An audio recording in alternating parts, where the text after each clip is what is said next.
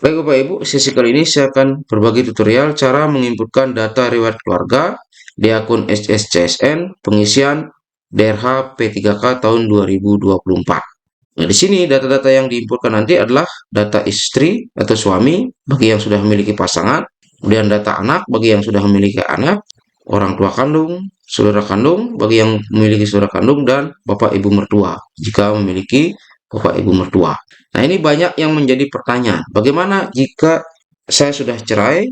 Bagaimana jika misalnya saudara kandung sudah meninggal, atau orang tua sudah meninggal, atau ibu bapak mertua juga sudah meninggal atau sudah cerai? Nah, ini saya akan bahas tuntas Bapak Ibu. Oke, langsung saja. Untuk yang pertama, saya akan contohkan bagi yang memiliki pasangan suami atau istri. Nah, kalau istri sekarang statusnya sebagai istri mengisi pemberkasan P3K ini, maka di sini menginputkan data suami. Nah, data suami yang diinputkan di sini adalah NIK. Kalau misalnya suaminya sudah meninggal, ya ini di NIK-nya dikosongkan saja. Nomor kakak juga dikosongkan. Nah, ini saya contohkan misalnya NIK. Nah, saya sembarang saja ini karena ini sebagai contoh. Kemudian nomor kakak. Nah, ini misalnya nomor kakak. Kemudian pekerjaannya. Pilih di sini. Ini akan ada banyak sekali. Agar lebih cepat memunculkan, maka ketik saja di sini. Ya, ketik saja beberapa huruf, misalnya petani, maka akan muncul. Nah, kemudian bagi yang PNS bagaimana? Coba ketik PNS. Nah, hanya muncul pensiunan PNS di sini.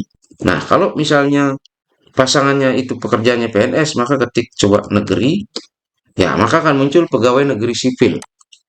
Kalau PNS, maka di sini diminta untuk menginputkan NIP-nya. Ketika nanti sudah diinputkan NIP yang benar, maka di sini di ketika nama, maka langsung klik cari ASN. Maka nanti akan otomatis mencari. Kemudian barulah menginputkan tempat lahir, kemudian tanggal lahir, perusahaan. Nah, perusahaan atau institusi. Ini misalnya kalau PNS nih bekerjanya di mana gitu, itu maksudnya. Kalau misalnya petani, di sini pilih petani, ya petani itu misalnya, maka di sini di perusahaan institusi ya dikosongkan, di strip saja. Karena apa? Petani kan tidak punya institusi. Kemudian status perkawinan. Sudah kawin berarti. Di sini pilih menikah. Nah, itu menikahnya berapa, kemudian tanggal menikahnya kapan, statusnya. Hidup apa sudah meninggal dunia. Kalau pilih hidup, hidup. Kalau meninggal dunia, pilih meninggal dunia. Nanti klik simpan. Nah, bagaimana kalau misalnya sudah cerai? Apakah perlu menginputkan? Inputkan saja. Selama data-datanya ini bisa didapatkan, yaitu NIK, nomor kakak, dan seterusnya ini. Nanti bagi yang sudah cerai, maka di sini pilih di status perkawinan. Ini janda atau duda. Sehingga di sini diminta untuk menunjukkan akte menikahnya, tanggal menikahnya, kemudian akte cerai. Sehingga ada dua nanti di sini. Akte menikah dan akte cerai. Tanggal cerainya kapan, dan statusnya di sini. Hidup atau meninggal. Nah, itu nanti Bapak Ibu. Oke, ini sebagai contoh saja. Ini saya akan batal dulu ya. Nah, sekarang di data anak. Nah, klik tambah riwayat anak. Nah, di sini menginputkan NIK, nomor kakak, pekerjaan. Nah, kalau misalnya masih kecil kan belum bekerja, terus saja belum bekerja. Udah namanya siapa, tempat lahirnya kapan, dan seterusnya ini. Dan jenis kelamin sama statusnya. Nah, hidup atau meninggal. Nah, kalau sudah meninggal ya nggak usah diisi, tidak apa-apa. Oke, saya akan batal juga. Nah, kemudian sekarang yang orang tua kandung. Oke, untuk orang tua kandung saya akan mulai menginputkan. Di sini adalah yang pertama yaitu NIK. Nah, ingat, kalau sudah meninggal, dikosongkan. Kalau nanti dikosongkan tidak bisa menyimpan, maka isi aja strip. Kemudian berikutnya adalah nomor kakak. Nomor kakak.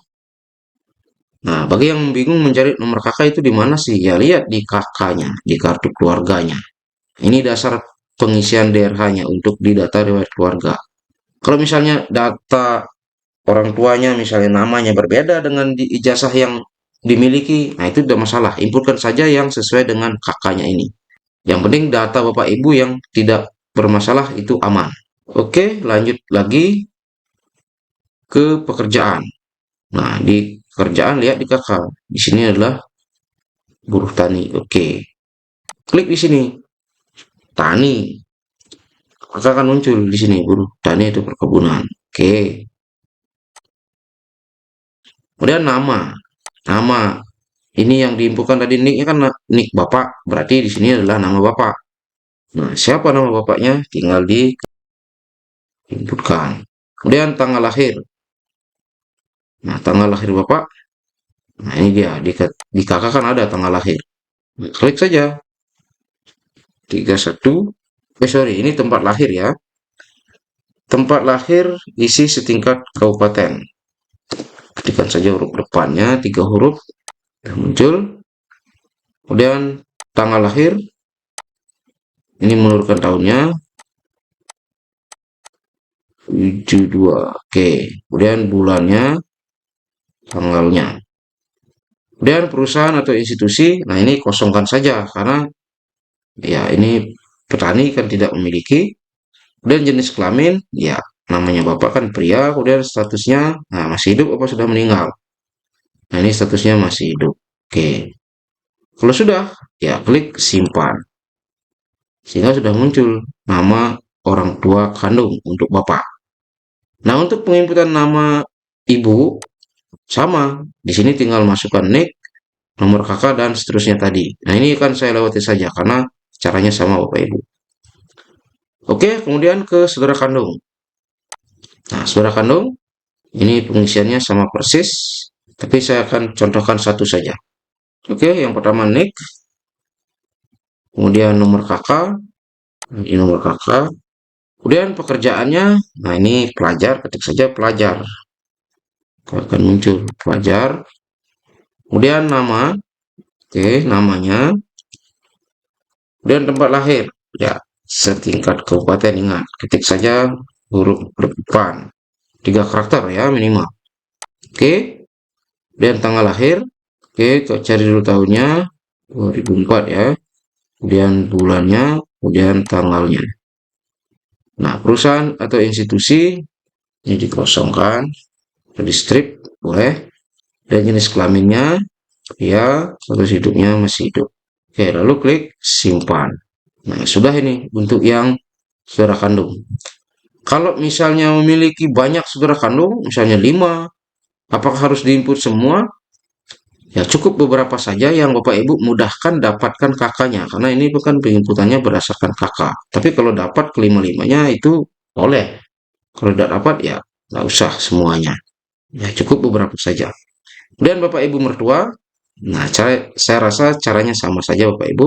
Ini saya akan lewati karena memang tidak memiliki ibu mertua karena belum menikah.